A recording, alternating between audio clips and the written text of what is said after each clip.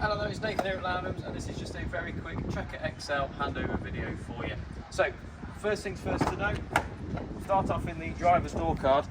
This is where your bulk pack and tools are stored. So you've also got your compressor kit and your fluid there, and that's just in that panel there. So you just take that, put it in, and bosh. Just underneath where the driver's door is, Handily Swift put these little notes on there for you. So that's your wastewater drain. We've also got your toilet cassette just here.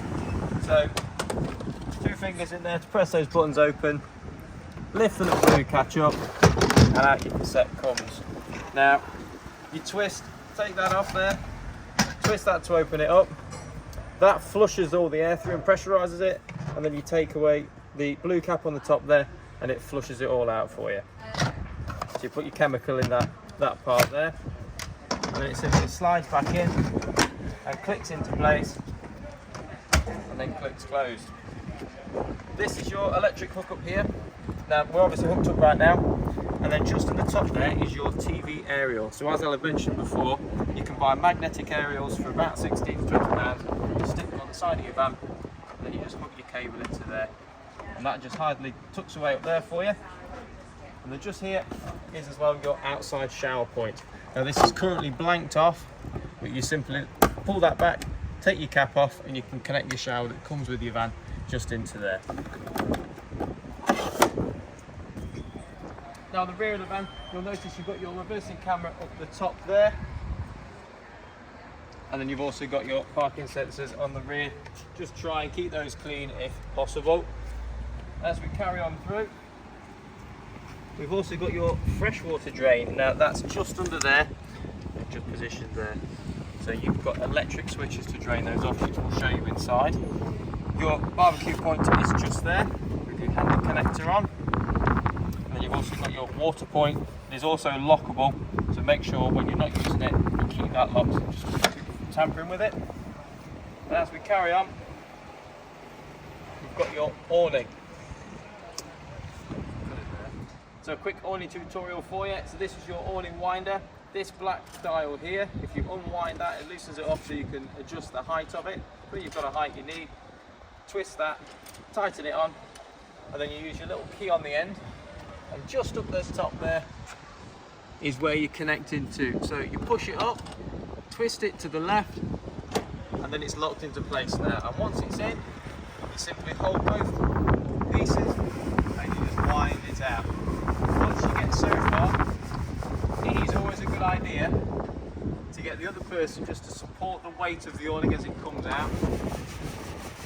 And once you get so far, that's probably enough for now. We'll twist that up to the right and take it out. And then just under here, you've got your legs. So you've got one either side, and you've got the metal catches just here that you pull out. Take the leg out, and then they simply fall to the floor there. And as you notice on the floor, there are 2 holes there. Now in one of the drawers inside the van are your pegs, so you can peg it down if it's a little bit windy. Once you've set the height you require, pull that little toggle there and just really push it up so it locks into place. It will feel like you're going to break it, but that is now locked up. It won't break, don't worry. So your fuel cap is just here. So open the passenger door, then you can unlock there, and then you've got the same underneath. It's just a bit stiff that sometimes, but now you've got your diesel there and your AdBlue. Diesel, please make sure, and then your AdBlue. Your van will tell you if you are running low on AdBlue, but just make sure you never run it too low, and especially not with nothing in, otherwise it will not be very happy. So close those up, and then just as we enter the van, you've got your fly screen on the side. We always recommend here, lads, that you use 2 hands on your fly screen at one time, just to stop it from being uneven as it comes out. And just here you'll notice a plug socket and your step control. Now, before you leave, wherever you're going, make sure you put your step back in, otherwise the van will make a horrendous sound. And as we come in, we're also looking at the gas locker, which is just below here. Now you can fit 2 6-kilo bottles in there, and they're simple with the hose end here, which is reverse thread. And then when you've connected your bottle up, you always need to make sure you prime it by pushing the black button. You will notice a little tss, and once you hear that sound, you know you are good to go.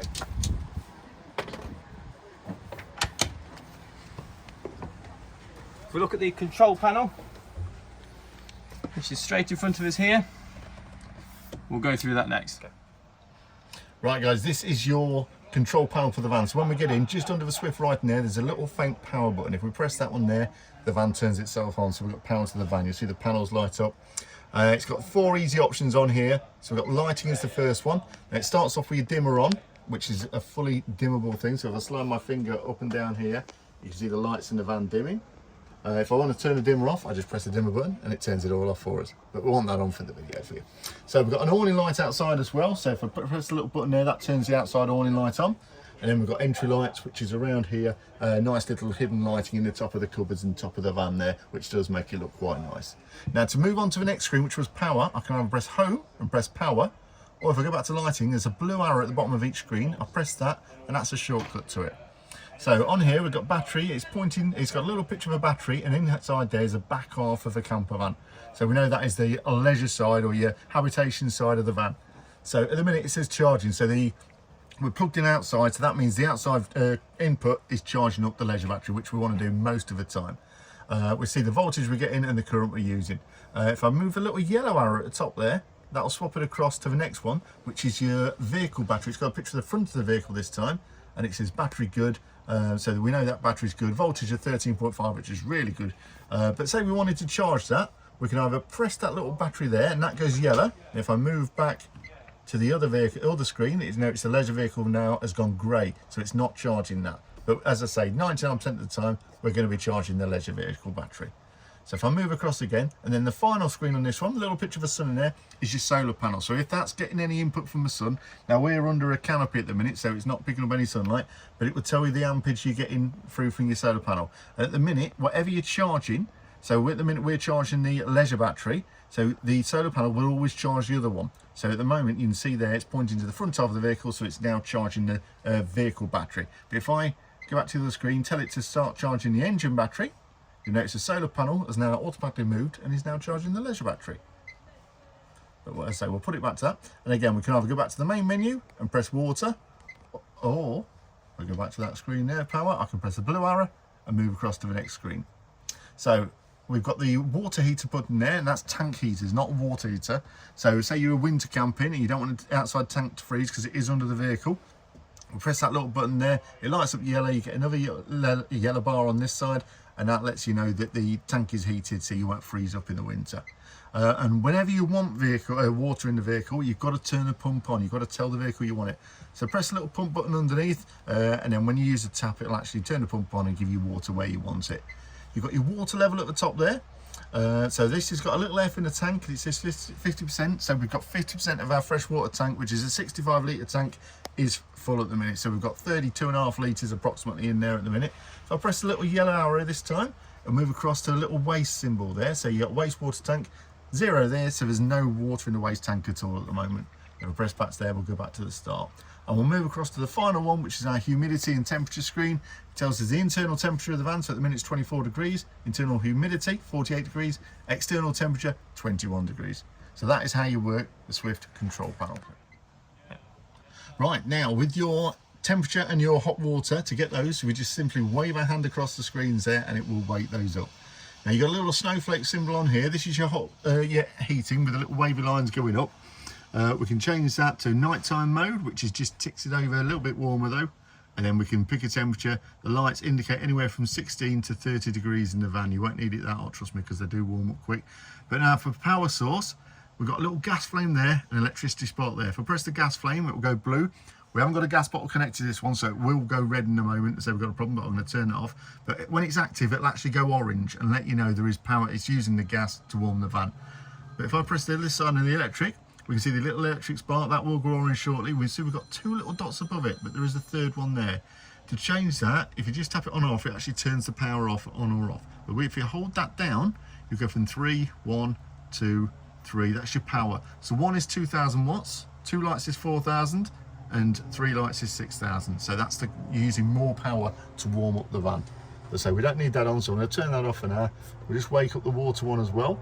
So the water one, we've got little snowflake again, we've got normal mode, and then press it again, we've got boost mode at the end if you want that water warming up quick. But so we don't want the water on at the minute. These work exactly the same. Press it once, turn it on. You can actually do both together if you really want to do it together, make it quicker. Or you can just have the hot water, or sorry, the gas or electric individually, working exactly the same as the electric one. Right, so here is your fresh and wastewater release system. On a lot of vans you have taps under the van where the hoses come out, and you give them a twist, it release them. With a Swift you don't need to do that. We've got a little button here and it's got fresh written at the top there and waste at the bottom. We see we've got 2 orange lights, that's when the switches are at the bottom position. Now orange is closed, so whenever you want to fill up with water, make sure they're on the orange light setting so the valves are closed, otherwise your water will just drain out. When it is time to release, it's a 3-way switch. We want to go all the way to the top, so they both go red, or whichever one you want to empty is red. The way I remember it is red is release, orange is closed. Now there is a winter setting, because obviously when the lights are on, they're still drawing a current. So if we put them onto the middle setting there, you'll notice both lights go out. There's no orange, no red. That will leave both valves open, so the water will go straight out, but it doesn't draw a current. So in winter, you have it on the middle setting.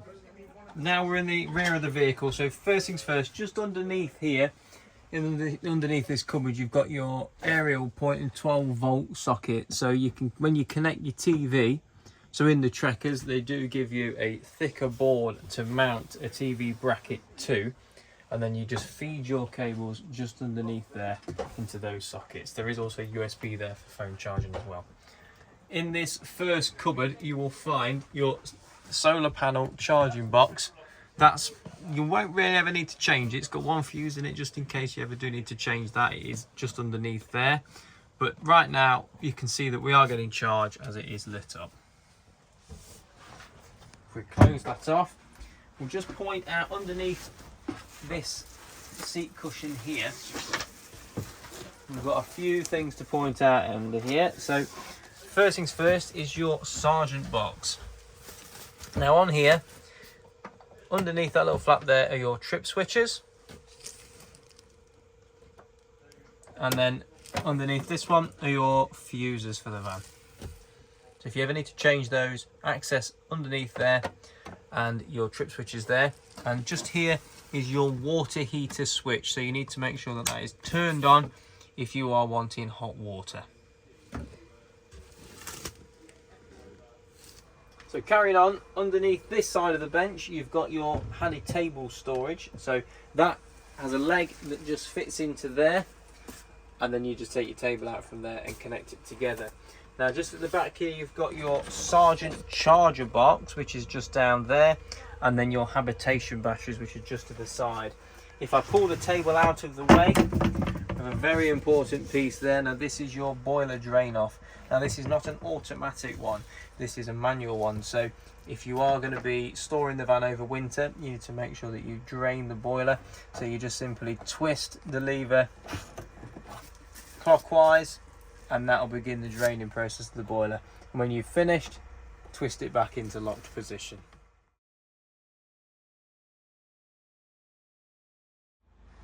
Okay, now in this bit we'll just discuss making the bed up, and as well just underneath this side you've got 2 large storage drawers. So you just simply push the buttons in there, open them up, and you've got 2 slide out drawers.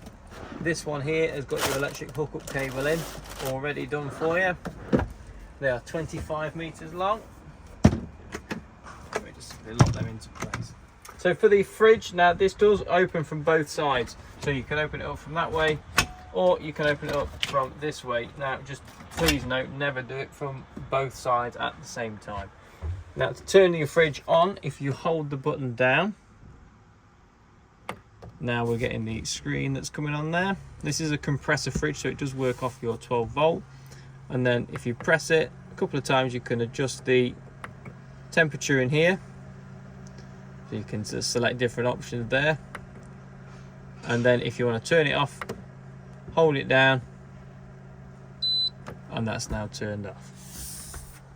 And just below is your grill and oven, so you just select which one you want to go on. You can spark it up with there, and we do recommend that inside you just maybe put a little bit of padding in when you're driving, just to stop it from rattling around.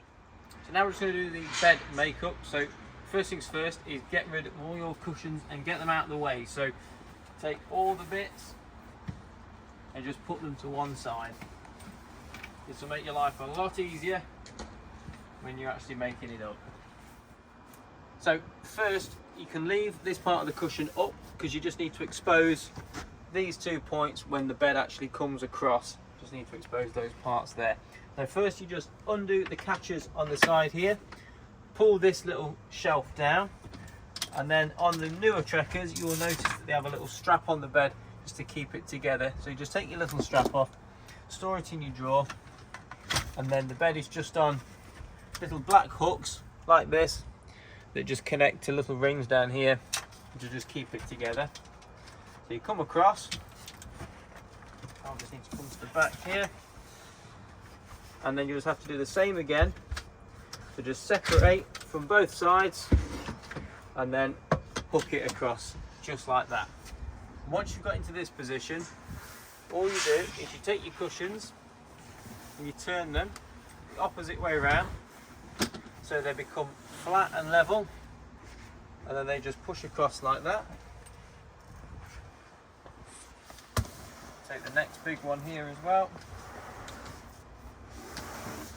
Because the cushions are on a slope, we just turn them the opposite way so it takes the slope out there. Now this can also be 2 single beds if you'd want it to be. You do have the choice. You just don't need to put the centre part across if you didn't want to. And then you can pop this middle piece in here and it all squishes in. Ooh. All squishes into place here.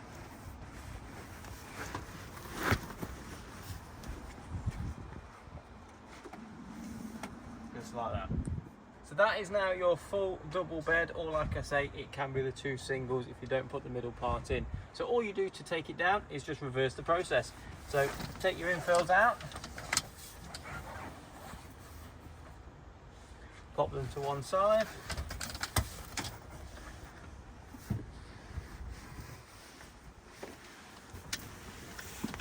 and take this main piece out. Can't see that, can you? So just down below, whilst we're doing the bed side, we'll just have a look here. So they're your gas isolation taps. Now these here, it gives you a handy instruction list of how to use them. So if you ever go on a ferry, you will need to know where these are and just isolate the gas there. So right now they are unlocked, and then when you want to lock them off, you just twist them to one side. So when you are cooking, obviously underneath here we've got your sink and your hob on here. There's not much space, so luckily the Trekker gives you 2 extendable worktops, one this side and one this side as well, to give you a bit more space. Now when you are finished with these, just look underneath, you've got 2 arms there. Best thing to do from here is to lift it up slightly, flick your legs out, and that's it, and then it clicks into place. So thank you very much.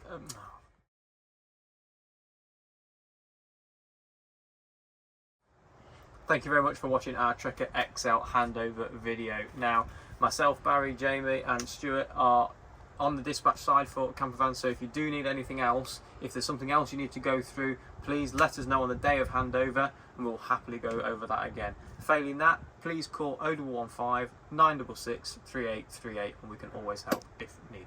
Thank you.